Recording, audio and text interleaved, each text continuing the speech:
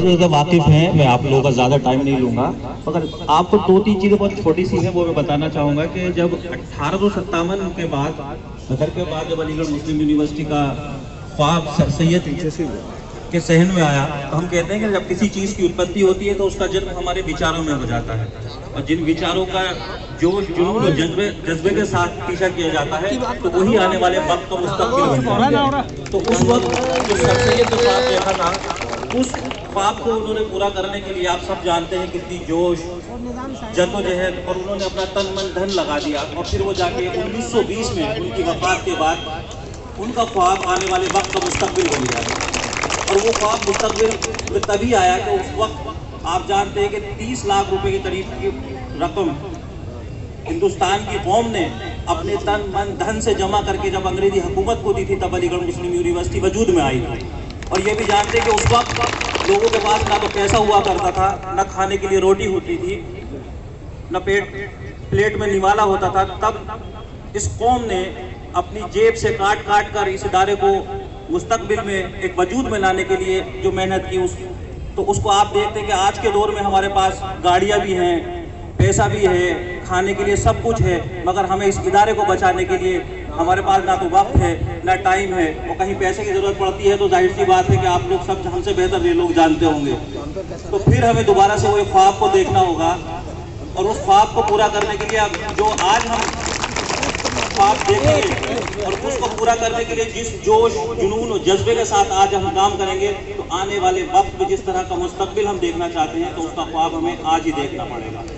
जहाँ तक आप लोगों का सवाल है, चाहे टीचिंग हम कहते हैं, नॉन टीचिंग एम्प्लॉई या टेक्निकल एम्प्लॉई, ये सब लोग समझ लें कि हम चाहे टीचिंग हो नॉन टीचिंग हो, कोई इसमें कोई डिफरेंशिएशन नहीं है, हम सब एम्प्लॉई हैं और इस इदारे के एम्प्लॉई हैं, इसमें कोई डिफरेंस नहीं है। और एक इदारे के एक भी मुलाजिम की अगर कोई तकलीफ है तो वो हम सब की तकलीफ है। अगर हम इस चीज़ को समझेंगे और हम लोग सब साथ रहेंगे तो इंशाल्लाह आने वाले वक्त में हम अपनी छोटी छोटी जो परेशानियां हैं उनको भी दूर कर सकते हैं, और आने वाले वक्त में हम अपने इदारे को जिस ख्वाब को सर सैयद ने सोचा था उस ख्वाब जो मुकम्मल कर सकते हैं। वरना ही हमने जो इस इदारे का हाल किया है जब इदारा बना था उस वक्त, और आज आप देखेंगे इस इदारे को हमने नोच खाया है। अगर कुछ दिन और यही हाल रहा तो हो सकता है कि ये इदारा आपको किताबों में ही नजर आए। तो आज वक्त है कि हम कम से कम अपना इदारा बचा लें, अपना आज बचा लें, और आने वाले वक्त का मुस्तकबिल भी हम बचा लें।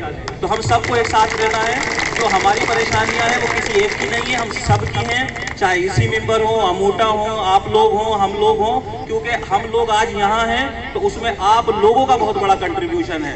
हमारे डिपार्टमेंट के जो स्टाफ है उन लोगों ने जो हमारे साथ किया है, उन लोगों की जो जद्दोजहद, उनकी जो मेहनत हमारे साथ लगी है वो हमें आज यहाँ तक लेकर आई है। तो इसमें कोई डिफरेंशिएशन नहीं है कि हम टीचर हैं या कोई नॉन टीचिंग स्टाफ है।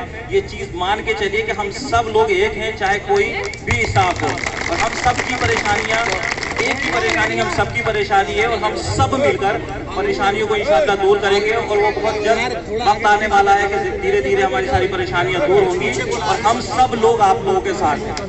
शुक्रिया।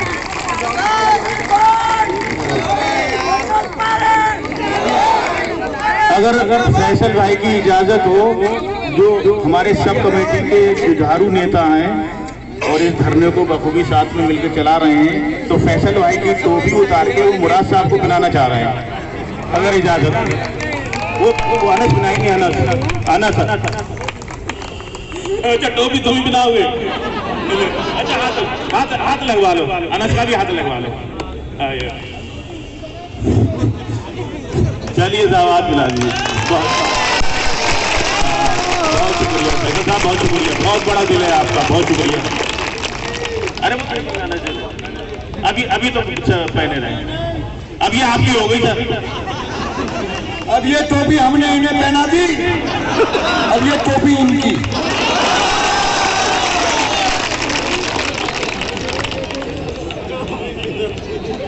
मुराद भाई देखिए, आपने ये देख लिया होगा कि ये नॉन टीचिंग के लोग एहसान फरामोश लोग नहीं है। आपने थोड़ी नेकियां, बड़ी नेकियां हमारे साथ की हैं। पूरी नॉन टीचिंग आपकी गुलपोशी भी कर रही है और आपको ताज भी माशाल्लाह पहना दिया है, और आगे कंधों पे भी आपको उठाएंगे इंशाल्लाह।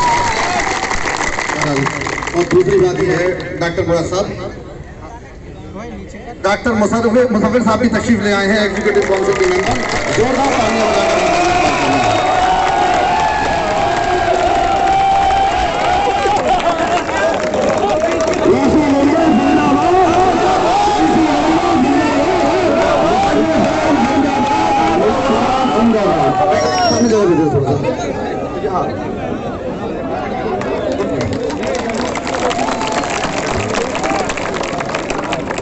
मेरी इस कमेटी के जॉइंट कन्वीनर रेहान साहब की दरख्वास्त है कि वो डॉक्टर मुसफ़िर साहब की गुलपोशी करें। डॉक्टर मुसफ़िर साहब की गुलपोशी करें। रेहान साहब भाई सामने आइए।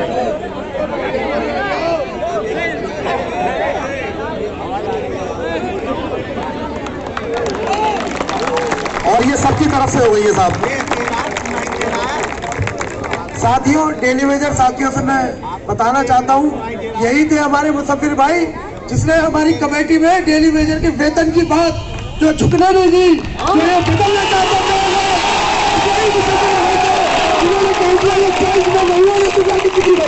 तो इंशाल्लाह मैं मुसफ़िर भाई से रिक्वेस्ट करूंगा, जब 23 तारीख को मीटिंग हो, हमारे वेतन भोगियों का वेतन बढ़ा के आप आएंगे, हम आपकी राह में फूल बिछा देंगे इंशाल्लाह। कंधों पे आपको यहाँ से लगता काम चाहिए तभी लेके जाएंगे इंशाल्लाह। मैं भी जो है मुसफ़िर भाई का शुक्रिया अदा करना चाहता हूँ।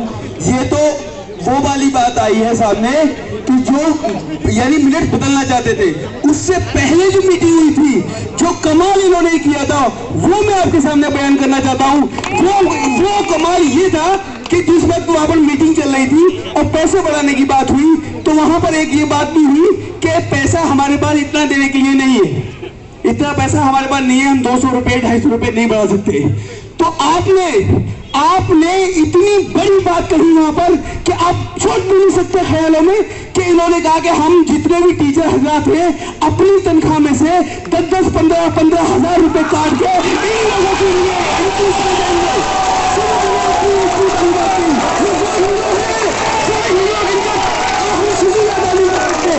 शुक्रिया अदा नहीं कर सकते इन भाई का हमने कि हम उनके बाद अल्फाज नहीं हुए।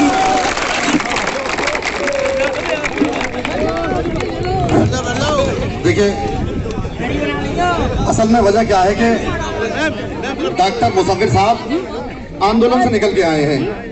इससे पहले एग्जीक्यूटिव काउंसिल के मेंबर ये अब हैं, लेकिन जहां तक मैं देख रहा हूं कि इन्होंने लड़ाई लड़ना बहुत पहले से शुरू कर दिया था।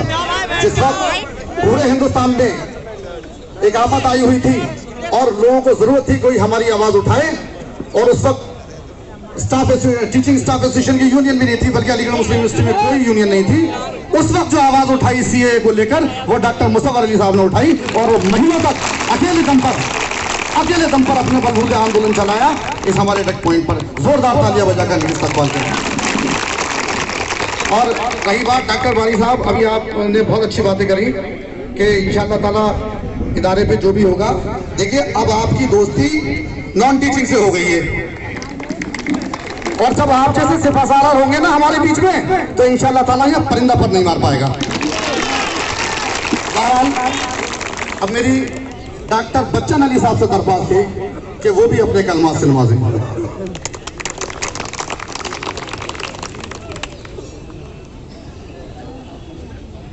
हजरात, अस्सलाम वालेकुम।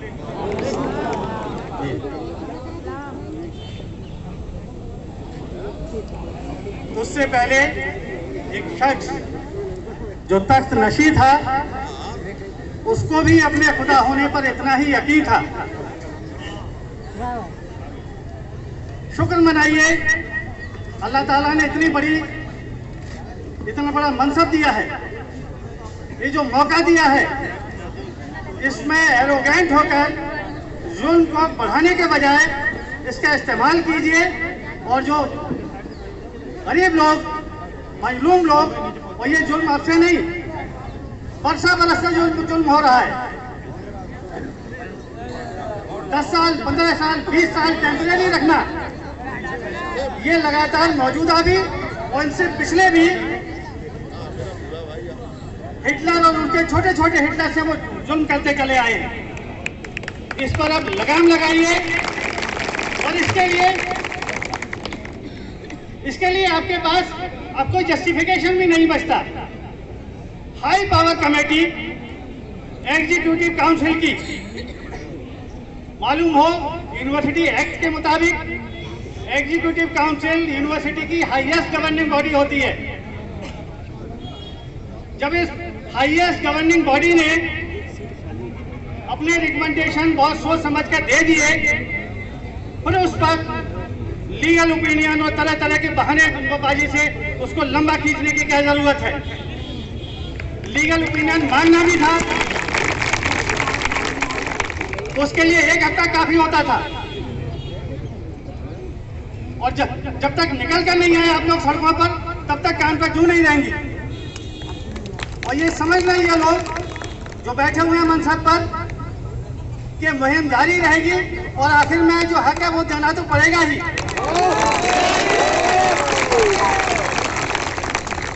मैं एक रिटायर्ड टीचर और सीनियर रोल बॉय होने की हैसियत से सबसे पहले इसी के जो मेंबर्स हैं, खासतौर से डॉक्टर मुराद साहब, डॉक्टर मुसव्विर साहब, इनको मुबारकबादी में शाबाशी पेश करता हूं कि जिस हौसले से, जिस हिम्मत के साथ आंखों में आंखें डालकर ये लोग बात करते हैं, और ये मामला आपका जिस स्टेज तक पहुंचाने में इन्होंने बहुत बड़ा रोल प्ले किया है, वो काबिल तारीफ है। इसके साथ साथ आपके एग्जीक्यूटिव मेंबर जो मुहिम को लेकर चल रहे हैं साथ में, और आप सब लोग भी जो हिम्मत के साथ किसी दबाव को न मानते हुए निकल कर आए हैं, ये भी काबिल तारीफ है। इस पर जमे रहिए, आखिरी वक्त तक जमे रहिए, इनको हक देना पड़ेगा। बेहतर होगा कि खुशी खुशी दे दें, तो इससे इनको मुबारकबाद भी मिलेगी और इनके लिए दुआ भी मिलेगी। वरना वो मुहावरा नहीं हो जिसमें दोनों चीजें होती हैं। देना तो है ही, इज्जत के साथ दे दें तो बेहतर है। मुझे यकीन है आप लोग डटे रहेंगे। मेरी भी ट्रेनिंग एक ऐसे शख्स के साथ हुई है जिसने कभी कम्प्रोमाइज नहीं किया, आखिरी वक्त तक अपने अहद पर जमा रहा। वो मरहूम लवी पीरजादा का नाम आपने सबने सुना होगा। बहुत बहुत शुक्रिया। बहुत शुक्रिया बच्चन भाई। बहरहाल जिगर थाम के बैठो, अब मेरी बारी आई। जैसा कि अभी अफ्फू ने बताया था, जिस दमदारी के साथ डेली वेजर के पैसे बढ़ाने के लिए डॉक्टर मुराद साहब ने जो कोशिशें की हैं, काविशें की हैं, यकीन मानिए कि उन्हें कभी भुलाया नहीं जा सकता। जोरदार तालियों से आप उनका इस्तकबाल करें। सॉरी, डॉक्टर मुसव्विर साहब, डॉक्टर मुसव्विर साहब, आइए डॉक्टर मुसव्विर साहब के कदम कदम पर बिछे हैं गुलाब फूलों के, चले भी आओ उनका इंतजार करते हैं।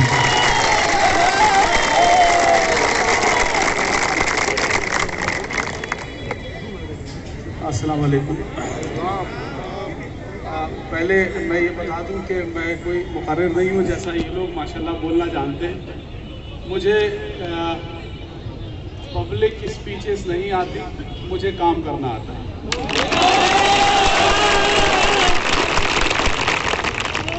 तो सबसे पहले मैं ये वादा कर दूं, इसमें ऐसा नहीं कि एक मुसव्विर, एक मोइन साहब या एक शमीम साहब या मुराद साहब, एक कंबाइंड एफर्ट सबका होता है, एक सबका कंबाइंड एफर्ट होता है। एक दूसरे का मोटिवेशन, एक दूसरे का हाथ लेके हम साथ चलते हैं, और उसी साथ के जरिए है कि हम लोग एकजुट यहाँ पर हो पाए। एक शेर है, उसका आधा बंद ये है कि जिंदा हो तो जिंदा नजर आना जरूरी है। ये आपने जाहिर कर दिया कि जिंदा है।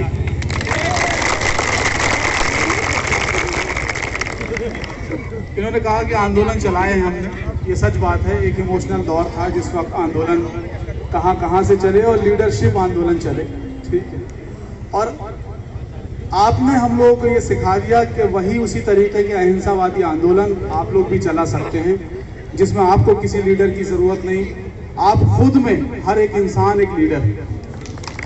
मैं आपको बधाई देता हूं कि इतनी तादाद में आपने हाथ जोड़कर एक दूसरे के साथ हाथ से हाथ मिलाकर के अपनी स्ट्रेंथ शो की। अब वो दूर नहीं कि एडमिनिस्ट्रेशन नहीं, दिल्ली में भी इस बात का जिक्र हो रहा होगा कि आपकी मांगे किस तरीके से मैनेज करके पूरी की जाए। हम लोग मैं आपको बताऊं कि मैं आपकी मुहिम से ऐसे नहीं जुड़ा, क्योंकि मैंने नो डाउट आंदोलन चलाया, तो आंदोलन का एक तरीक़ेकार होता है कि जो जिसको आंदोलन को चलाए उस ऑब्जेक्टिव के साथ चलाए। मैं नहीं चाहता था किसी भी तरीके से कि आपके आंदोलन का कोई चेहरा बन जाए, कोई लीडर बन जाए कि साहब मुसव्विर साहब, फला साहब, नहीं। जिस तरीके से आप लेके चल रहे हैं अपनी डिमांड्स को और अपनी जायज़ डिमांड्स को, वो सफिशेंट है एक कायदे की लीडरशिप के लिए। आपको किसी की दरकार ही नहीं है। आपकी जितनी जायज़ डिमांड है, फिर से मैं कहूँगा जायज़ डिमांड हर शख्स की, चाहे वो टीचिंग स्टाफ हो या नॉन टीचिंग स्टाफ हो, एग्जीक्यूटिव काउंसिल के मेंबर का सिर्फ और सिर्फ एक ही काम है कि सबकी जायज़ डिमांड के लिए जो भरसक प्रयास हम कर सकते हैं, जो लड़ाई हम लड़ सकते हैं और जो चीज़ें रिजॉल्व करा सकते हैं, इंशाल्लाह जब तक हैं करेंगे। और हम सब आपके साथ हैं, आपकी जायज़ डिमांड के साथ, चाहे वो टीचिंग एसोसिएशन हो, चाहे एग्जीक्यूटिव काउंसिल के मेंबर हो। मैं फिर वही कहूँगा कि बहुत सारी जिम्मेदारियां हैं, एकेडमिक जिम्मेदारियां भी हमारी, रिसर्च की जिम्मेदारियां हैं। अभी मैं 2 बजे मैं किसी एक प्रोग्राम, एकेडमिक प्रोग्राम था, उसकी टीम में था, तो नहीं आ पाया। मैं सुबह से आना चाह रहा था। तो आपको बहुत बधाई कि आप यहाँ पर इस स्ट्रेंथ के साथ हैं, और इंशाल्लाह ये स्ट्रेंथ रंग लाएगी। और 23 तारीख की मीटिंग में आई एश्योर यू, पहले भी हमें कहने की ज़रूरत नहीं है कि हम लड़ाई लड़ेंगे, इंशाल्लाह मैटर को रिजॉल्व कराएंगे। बल्कि सच बताऊं, ब्लैक एंड वाइट में आपको बता रहा हूं कि जो आपको मालूम ही नहीं हो, कई बार हमने कोशिश की किसी के जरिए कि किसी तरीके के एडमिनिस्ट्रेशन किसी कंप्रोमाइजिंग सिचुएशन में आए। ये जो हम पेन देख रहे हैं, जो तकलीफ देख रहे हैं सड़कों पर, किसी जैसे आपका नारा भी है कि कोई शौक नहीं है, मजबूरी है, ठीक है? तो ये मजबूरी है, इतना मजबूर मत कीजिए मजबूरी कोई और रूप ले ले। तो मेरी ये दरख्वास्त है आपके इस प्लेटफॉर्म से, एडमिनिस्ट्रेशन से, कि कुछ नीचे आइए। ऐसा नहीं है कि ये आपके लोग नहीं, हर तरीके से पिछले 20 साल से, 25 साल से, 15 साल से आपके साथ हर मुहिम पर, हर डिपार्टमेंट में, हर चीज़ को डेवलप करने में आपने साथ दिया इनका। तो ये वक्त है एक क्राइसिस का, जिसमें एडमिनिस्ट्रेशन को और सारे लोग और टीचर्स को, सबको एक साथ जुट करके आपके इस मुश्किल दौर में आपका साथ देना चाहिए। और इंशाल्लाह 23 तारीख की मीटिंग में हम लोग पूरी तरीके से साथ देंगे। मैं फिर कह रहा हूँ, मुझे बोलना नहीं आता, लेकिन इंशाल्लाह मैं काम करके डॉक्टर साहब, आपने बहुत अच्छी बात कही कि काम करने के लिए ये ज़रूरी नहीं कि बहुत अच्छा मुकर्रर हो, जबकि आप तो बहुत अच्छे मुकर्रर हैं। मैं एक शेर पहले पढ़ चुका लेकिन आपके लिए फिर पढ़ दूँ कि मेरा ज़मीर, आपने कहा ना कि मैं मुकर्रर नहीं हूँ, लेकिन मैं ये कह दूँ कि मेरा ज़मीर, मेरा एतबार बोलता है, मेरी ज़बान से परवरदिगार बोलता है, और तेरी ज़बान कतरना बहुत ज़रूरी है कि तुझे मर्द है कि तू बार बार बोलता है। बहरहाल आप जो एग्जीक्यूटिव काउंसिल के हमारे मेंबर हैं, 4 चुने हुए, 2 यहाँ मौजूद नहीं है, डॉक्टर मोइन साहब और डॉक्टर शमीन साहब। उसके अलावा जो दिल्ली हैं वो हमारे डॉक्टर मुसव्विर साहब और डॉक्टर मुराद साहब। हमें इस बार ये लगता है नॉन टीचिंग को कि इस बार हमने एग्जीक्यूटिव काउंसिल में नॉन टीचिंग के नुमाइंदे बैठे हैं। इस बार हमने जो भेजा है, नॉन टीचिंग के नुमाइंदों को भेजा है एग्जीक्यूटिव काउंसिल में। और अगर आप जैसे नुमाइंदे रहे तो हम अपनी इस मांग को खत्म कर देंगे कि हमें एग्जीक्यूटिव काउंसिल में नॉन टीचिंग का नुमाइंदा चाहिए। हमें जरूरत नहीं है, आप लोग आते रहिए, आप जैसे लोग आते रहे, हम ये अपनी मांग भी वापस ले लेंगे। बहरहाल अब जिनका इंतजार था आपको, और जो आपके धरने पर तकरीबन रोज ही आते हैं, मेरी मुराद है जनाब डॉक्टर मुराद साहब से कि वो तशरीफ ले आए और अपने ख्यालात का इजहार करें कि राह दुश्वार से गुजरो तो खबर कर देना, गम के दरिया में उतरो तो खबर कर देना, मैं चला आऊंगा तेरी ना मोहब्बत ठहरी, तुम अगर टूट के बिखरो तो खबर कर देना। डॉक्टर मुराद, अस्सलाम वालेकुम। सबसे पहले तो मैं इस मंच से आप सबको एक सलाम पेश करना चाहूँगा और बहुत बहुत मुबारकबाद भी पेश करना चाहूँगा, क्योंकि इतना बड़ा आंदोलन जो आज खड़ा हुआ है यूनिवर्सिटी में, मुझे लगता है कि पूरे देश के अंदर इस आंदोलन की चर्चा चल रही है।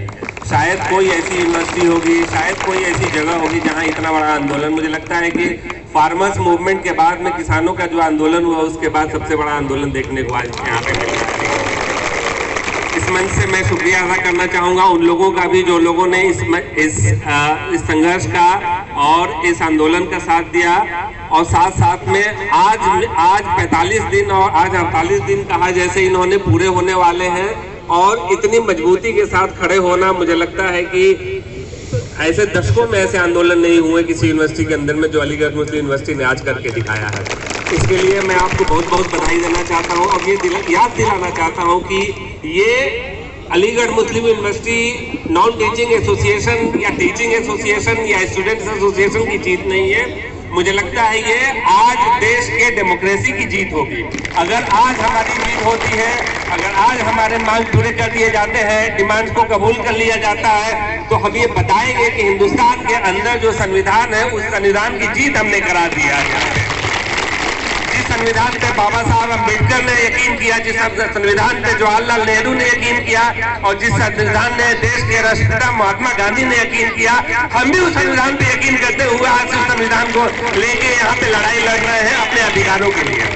आज आपको इस चीज का एहसास होना चाहिए, और उन्हें भी एहसास होना चाहिए जो एडमिनिस्ट्रेटिव ब्लॉक के अंदर में अपने आराम गाहों में बैठे हुए हैं, अपने बड़े ऑफिसर्स में बैठे हुए हैं, और ये कह रहे हैं कि हमें ये लीगल है और वो इलीगल है। कई बार मैंने इन लोगों को एहसास दिलाया कि लीगल और इलीगलिटी के बीच में देश का संविधान और देश के लोग और उनसे जुड़ी हुई उनके इमोशंस भी हैं, उनकी मंशाएं भी हैं।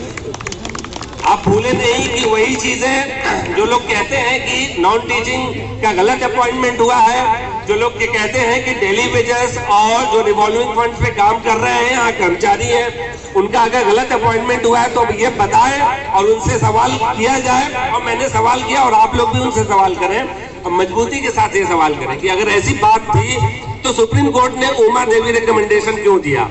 सुप्रीम कोर्ट ने पूरे देश के अंदर में ये बोला है कि किसी भी सरकारी संस्था के अंदर अगर कोई कर्मचारी काम कर रहा हो 10 साल के अंदर में, तो उसको रेगुलराइज किए जाने की जरूरत है।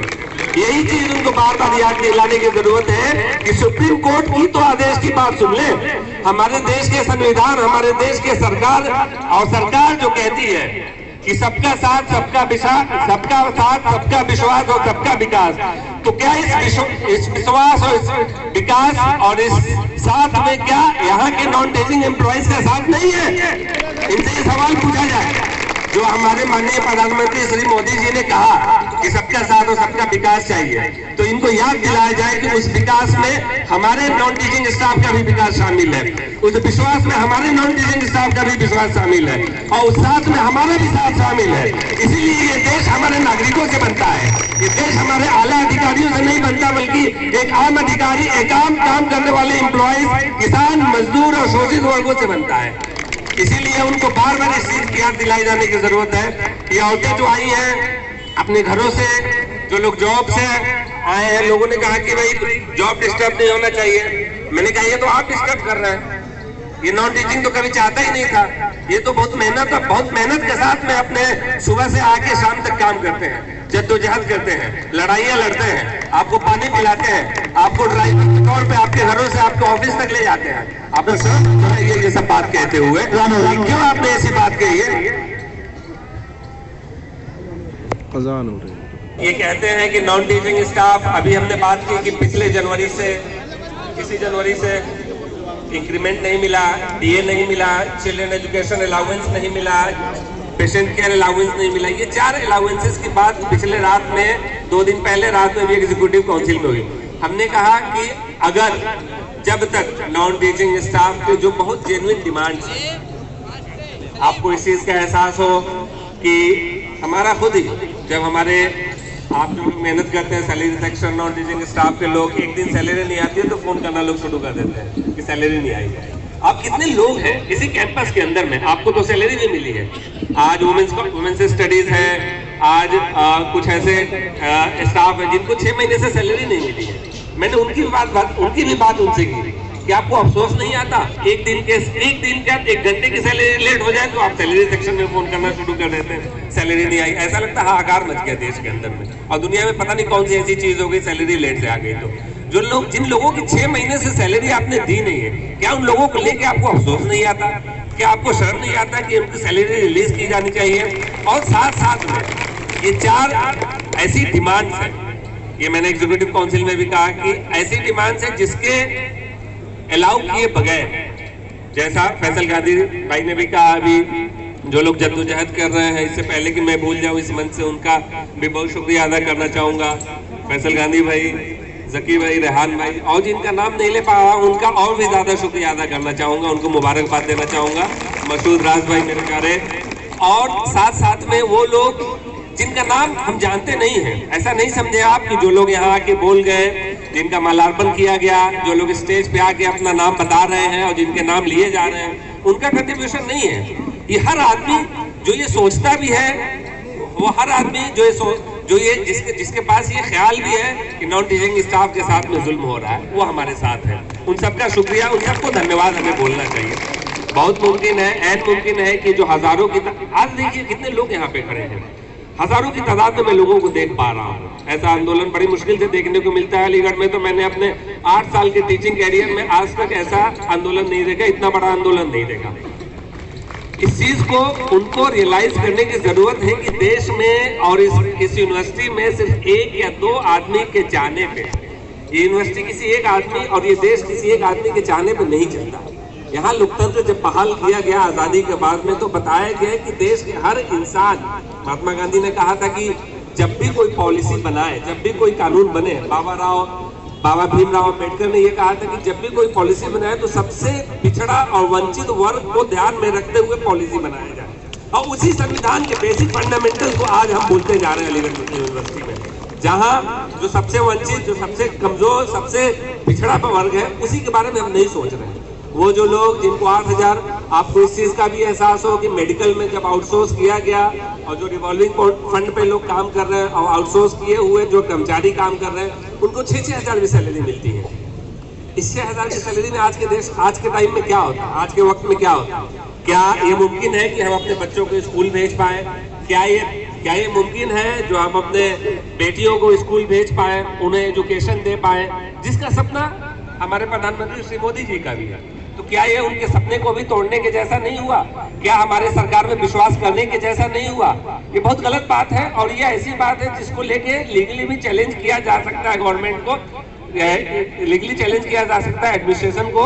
और इस बात को हमने ये बात पिछले एग्जीक्यूटिव काउंसिल में उठाई थी कि डेली वेजर की salary central government of India के सैलरी के स्टैंडर्ड के हिसाब से दिया जाए, जिसपे एक कमेटी बनी और कमेटी ने उसको अप्रूव किया।